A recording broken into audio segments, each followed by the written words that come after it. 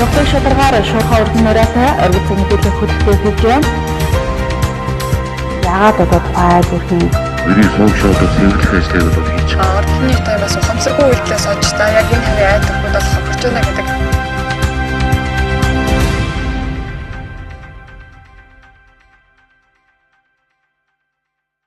Орой мэнд үзэгчтэй чухлыг шударгаар шуурхай өргөн нураатай оргил цаг мэдээллийн хөтөлбөрийн 21 цагийн мэдээ эхэлж байна. Үзэгч та бүхэн мэдээллийн хөтөлбөрт анхаарлаа хандуулна уу? Ерөнхий иргэд итгэгч бид банк ус санхүүгийн байгууллага.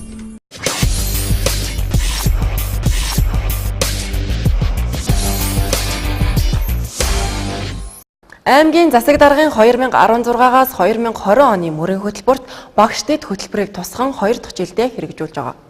Тэгвэл энэхүү ажлын хүрээнд багш нарыг гадаадад мэрэгжил дээшлүүлэхэд туслах, дэмжлэг үзүүлэх, залуу багш нарыг идэвхжүүлэх, урамшуулах зэрэг олон ажлуудыг зохион байгуулжээ. Багш дэд хөтөлбөр хэрэгжиж эхэлсэн эхний жил буюу 2017 онд 125 сая төгрөгийн, энэ онд 145 сая төгрөгийн төсөв батлагдаж байсан бол эх онд 200 сая төгрөгийн төсөв баталжээ. Тус хөтөлбөрийн хүрээнд 2017 онд 23 багшийг гадаадад мэрэгжил дээшлүүлэх боломжоор хангасан байдаг. Тэгвэл энэ онд 52 багшийг Япон, Оросын холбооны улс, бүгд найрамдах Солонгос улс, Хятад зэрэг улсуудад мэрэгжил дээшлүүлэх санхүүгийн дэмжлэг олгосон байна. Мөн залуу багш нарыг дэмжиж идэвхжүүлэн урамшуулах зорилгоор 100 залуу багшийг 10 баг болгон модуль сургалтыг зохион байгуулжээ. Аймгийн засаг даргын мөрийн хөтөлбөр тусгагдсан ажлын хүрээнд бол манай боловсролын салбар дээр хэрэгжиж байгаа нэг хөтөлбөр бол багш дэд хөтөлбөр байгаа. Багш дэд хөтөлбөр бол энэ жил 2 дахь жилдээ хэрэгжиж байна. 2017 онд багш дэд хөтөлбөрийн хүрээнд 3 зорилт төвшүүлгүүнд 15 арга хэмжээнд 127 сая төгрөг төсвөлтийг хэрэгжиж байсан. 2018 онд мөн 3 зорилтын хүрээнд 21 арга хэмжээнд 145 сая төгрөг орчим төсвөлөгдөд ингээд бидний ажлын хүрээнд олон ажлууд хийгдсэн. За энд бол 3 зорилт нь бол юу гэж нэхэр энэ багшийн мэдлэг мэргэжлийг дээшлүүлэх, хоёрдугаарт мөн ажиллах орчин нөхцөлийг сайжруулах, гуравдугаарт бас нийгмийн асуудал дотроо дэм болох зорилтод ийм ажлууд хийгдсэн. За энэ дотроос бас товчлоод ярил нийт 17 онд бид 40-с дээш насны одоо ажилтан ажиллагчдын эмнэлгийн үзлэг онцлогоонд хамруулж ирсэн бол 18 онд 30-аас 40 насны хүмүүсийг эмнэлгийн үзлэг онцлогоонд хамрууллаа. Мөн багшны мэргэжил дэвших чиглэлээр хэд хэдэн сургалтууд зохион байгуулагдсан. За үүний нэг үгж ихээр 1-ээс 5 дахь жилдээ ажиллаж байгаа 100 залуу багшийг бид нар сонгож авч энэ 100 залуу багшийн хүрээнд бол би залуу багш гэдэг модуль сургалтыг боловсролын хамтын ажиллагааны нийгэмлэгтэй хамтран зохион байгуулсан. 3 удаагийн модуль сургалт. За энд бол ерөнхий боловсролын сургуулийн өмнөх боловсрол мессежд ажилладаг багшнаас бид 100 багшийг сонгож аваад одоо сургалт зохион байгуулсан байна. Тэгэхээр бас энийг идэвхжүүлэхийн тулд 100 залуу багшигаа 10-10-аар нь баг болгоод хоорондоо бас өрсөлдөөд уралдах маягаар яваад тэгээд шалгарсан одоо багийн маань багш нарыг бол засаг дарга бас гадаад мэргэжил дэвшүүлэх ихээр шагнаад Манжуур хотод мэргэжил дэвшүүлээд ирсэн. Энд бол манай сургуулийн өмнөх боловсролын багш нарын баг төрүүлж ингээд гадаад мэргэжлээ дэвшүүлсэн гэсэн ийм дотоогоо. Мөн энэ онд багш нарын нийгмийн асуудалд онцгой анхаарч тэдгээрийг шийдэх зорилгоор 80 орчим багшид 35 гаруй сая төгрөгийн санхүүгийн буцалтгүй тусламжийг үзүүлсэн байна. Уг тусламжийг өөрсдөө мэдлэгээ дэвшлүүлэн сурч буй багш нарт туслах болон зарим багш нарын орон сууцны асуудалд тодорхой хэмжээний тусламж, шаардлагатай багш нарын хүүхдүүдэд оюутны төлбөр, эмчилгээний зардал зэргийг олгожээ.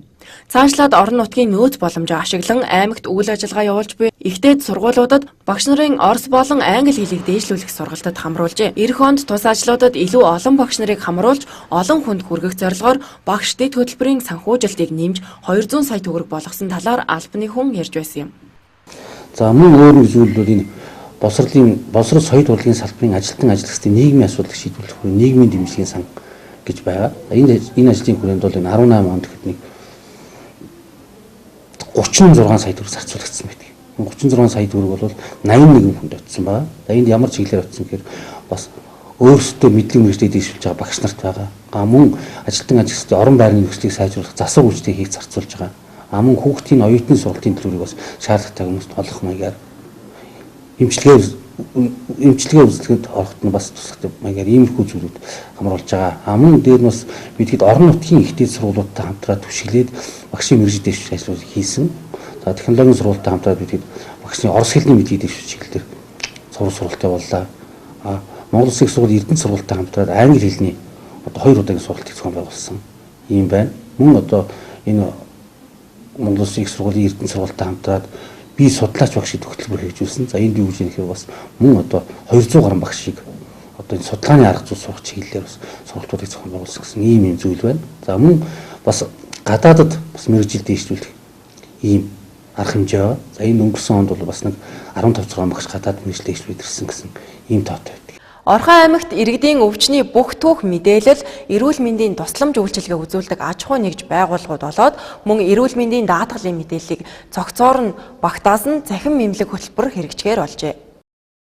Эх хонд Орхон аймгийн хүн амд эрүүл мэндийн тусламж үйлчилгээ үзүүлдэг бүсийн онцлогоо эмчилгээний төв Медипас, эрүүл мэндийн газар Эрдэнэт совилал цогцлбор, эрүүл мэндийн даатгал, өрхийн эрүүл мэндийн төвүүд, эмийн сангуудын мэдээллийг цахим хэлбэрээр холболт хийнэ. Ингэснээр аймгийн 130 гаруй мянган иргэд эрүүл мэндийн нэг байгууллагт очоод бүх онцлогоо мэдээлэл авдаг байх боломж бүрдэнэ гэдгийг холбогдох албаныхан хэлж байна.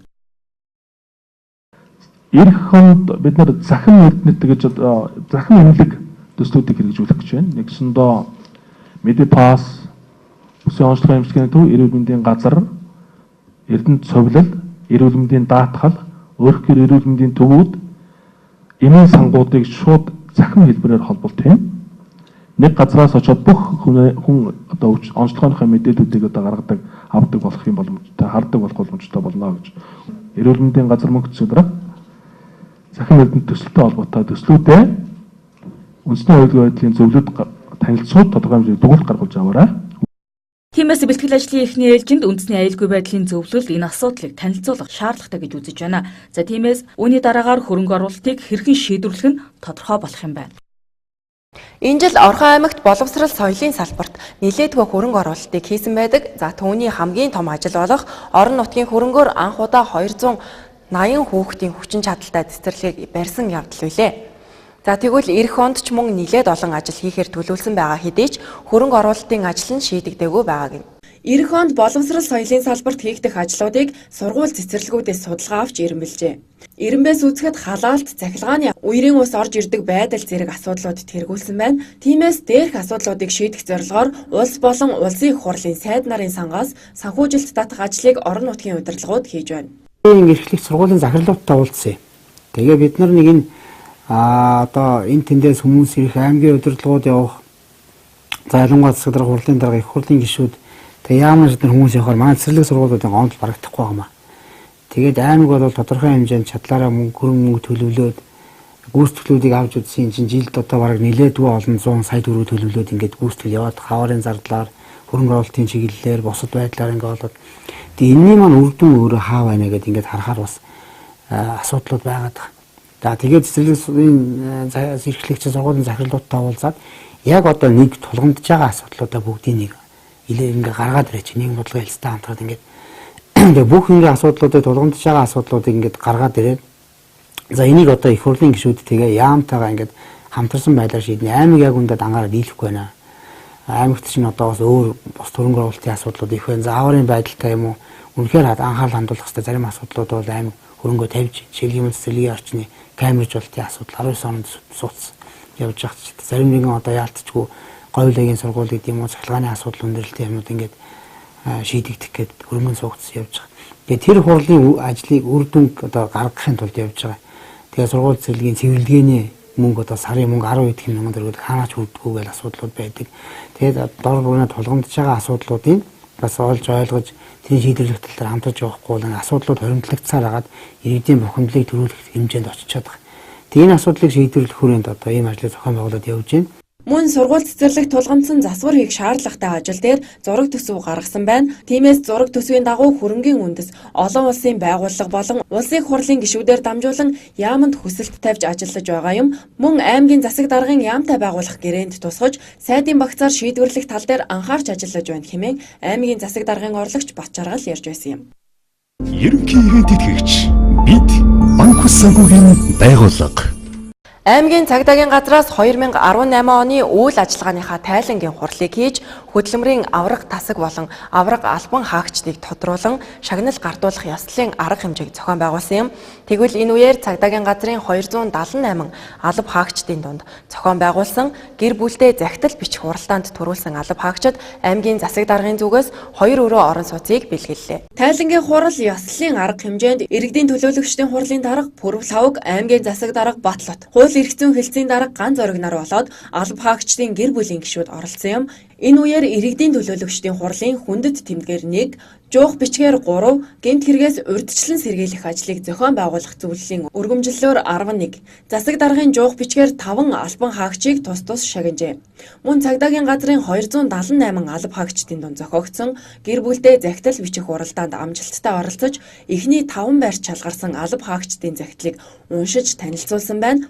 Аймгийн засаг даргын зүгээс уралдаанд тэргүүн байр эзэлсэн цагдаагийн ахлагч нацагд оржиж шагналыг гардуулах үедээ уур хачин багт 2 өрөө орон сууцыг үн төлбөргүйгээр хувьчилж өгөхөө мэдэгджээ. Тав хүндээ болон тавны арын фронтод ажилладаг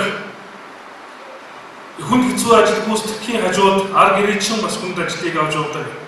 Танай хайрт гэргийн нотчин энэ сайхан мэдрэмжийг өргөнжүүлье. Гэр бүлдээ бичих захидлын уралдаанд цагдаагийн ахлагч нацагд оржийн хувьд эхнэр 3 хүүхдийн хамт хашаа байшин түрээслэн амьдардаг тухайга захидалдаа дурдсан байсныг аймгийн засаг дарга сонсоод ийхүү 2 өрөө орон сууц олгохоор болжээ. 2018 оны 12 дугаар сарын 7-ны өдрөөс эхлэн мал тэжээвэр амтан хашаа худгийн жилийн эцсийн тооллого орон даяар эхэлсэн. За тэгвэл Баян өндөр сумын хувьд хөдөөгийн 7 чиглэлд болон төвийн 14 багт мал тооллогын ажлыг амжилттай зохион байгуулж байна. Жил бүрийн 12 дугаар сарын 7-оос 17-ны хооронд зовлон хэмжээнд жилийн эцсийн мал тооллого зохион байгуулдаг. Мөн үндэсний статистикийн хорооноос хүнс хөдөө аж ахуйн хөнгөн үйлдвэрийн яамнаас хяналт мониторингийн баг ажилдаг. За мал тооллогыг зохион байгуулснаар өрхийн хөрөнгийн баталгаа, баримт түүх, малчдын ажил эрхлэлт, нийгмийн байдал, мал аж ахуйн салбарын эдийн засгийн хувь нэмэр, бодит байдал, анхаарах асуудлыг тодорхойлоход шаардлагатай том мэдээллийг бий болгодог байна. За энэ жил 3 жилд нэг удаа явуулдаг хашаа худаг тэжээлийн тооллогыг хангаж бугаараа онцлогтой юм. За тооллоготой холбоотойгоор Орхон аймагт 2018 оны 12 дугаар сарын 7-ны өдрөөс эхлэн мал тэжээвэр амтан хашаа худгийн жилийн эцсийн тооллого хийж эхэлсэн байна. Баян өндөр сумын тухайд хөдөөгийн 7 чиглэл болон төвийн 14 багт мал тооллогын ажлыг амжилттай хийж байна. 37217 толгой мал тоологдсон байна. За мөн 704 төрлийн 4 тэжээвэр амтан тоологдоод байна. За мөн одоо хяналтын тооллого зэрэглэдэг сумуудтай тоо солилцох ажлууд бол одоо бас идэвхтэй явагдаж байна. 12 дугаар сарын 17-ны өдрийн байдлаар мал тэжээвэр амьтдын урьдчилсан дүнг танилцуулахад нийт 37217 толгой мал тоологдсноос тэмээ 11, адуу 3812, үхэр 7226, хонь 15747, ямаа 10421 бөгөөд 8 төрлийн 704 тэжээвэр амьтанд тоолоод байна. За жилийн эцсийн тоолого 12 дугаар сарын 20-ны өдөр бүрэн гарч дуусахыг албаныхан мэдээлж байна. Шинэ он айлчлан ирж байгаатай холбогдуулан аж ахуй нэгж байгууллага бүр баярын арга хэмжээг зохион байгуулж байна. Тиймээс гарч болзошгүй эрсдлээс урьдчилан сэргийлэхийг холбогд халбанаас сэрэмжлүүлж байна. Шинэ жилийн баярын өдрүүдэд эмнэлэг цагдаа онцгой байдлын газрын ачаалал ихсдэг. Учир нь иргэдийн санах сэрэмжтэй байдал алдагдаж, за төрөл бүрийн хордлогот өвчин, архаг хууч өвчин сэтрэлт, мөн гэнтийн аваар усал, галын дуудлага ихсдэгтэй холбоотой юм. Иймд баярын арга хэмжээ болж байгаа энэ цаг үед иргэд олон нийтэд за болзошгүй эрсдлээс урьдчилан сэргийлэхийг онцгой байдлын газраас сануулж байна. Ард түмрийн улмаас 6 хүн нас болсон. За үүний 3 нь хүүхэд, за 3 нь бол насанд хүрсэн ийм иргэн байна. Тэгэхээр өнгөрсөн 17 онд бол бид одоо хүний хохирол байхгүй байсан. За энэ онд бол 6 нас ууж нэмэгдсэн байна. Тэгэхээр энэ ойрын өдрүүдэд 12 дугаар сар гараад гал төмрийн дуудлага 9 байна.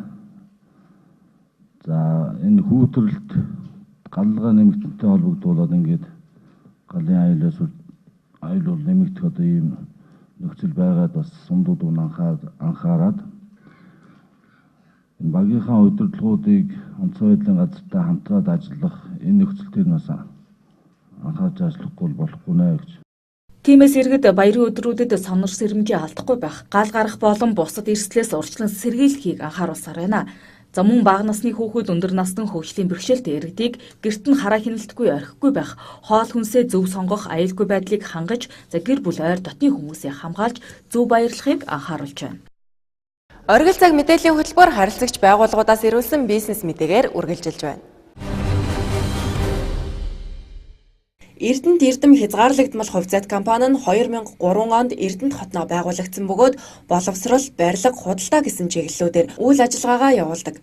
Доктортой үйл ажиллагаа чанартай сургалтаараа олонний танил болсон. Окей төв нь идүүгээ 15 дахь жилдээ Эрдэнэтийн хүүхэд залуучуудын боловсролд хувь нэмрээ оруулан амжилттай ажиллаж байгааг та бид сайн мэдэх хүлээ. Тэгвэл бид өнөөдөр Эрдэнэт эрдэм хязгаарлагдмал хувьцаат компани худалдааны үйл ажиллагааг танилцуулах гэж байна. Эрдэнэт эрдэм хязгаарлагдмал хувьцаат компанийн чанар фүүц хүнсний бөөний худалдааны төв нь 2016 онд үйл ажиллагаагаа эхэлсэн бөгөөд Турк, Казахстан, Орос улсын амттай, чанартай шинэлэг хүнсний бүтээгдэхүүнүүдийг зах зээлийн доод үнээр та бүхний гарт хүргэхийг эрмэлзэн ажиллаж байна. Мөн амт чанар сайтай шинэлэг бүхнийг хаач байхгүй хэмд үнээр буюу ширхэг бараагч бөөний үнээр үйлчлүүлэгчдэд хүргэж байгаа чанар фүүц хүнсний бөөний худалдааны төв нөөтийн баримт олгож байгааг дуулгахад таатай байна. Чанар фүүц нь бяцхан өрсөнхөө шинэ жилийн бэлэг болоод баярын ширээнд тань өнгө нэмэх амт чанарын гайхамшиг болсон 600 гаруй төрлийн чихэр, шоколад, жигнэмэг, амттан болон жимсний шүүс, ундаа, компот тэргүүтэнг танд санал болгож байгаа юм.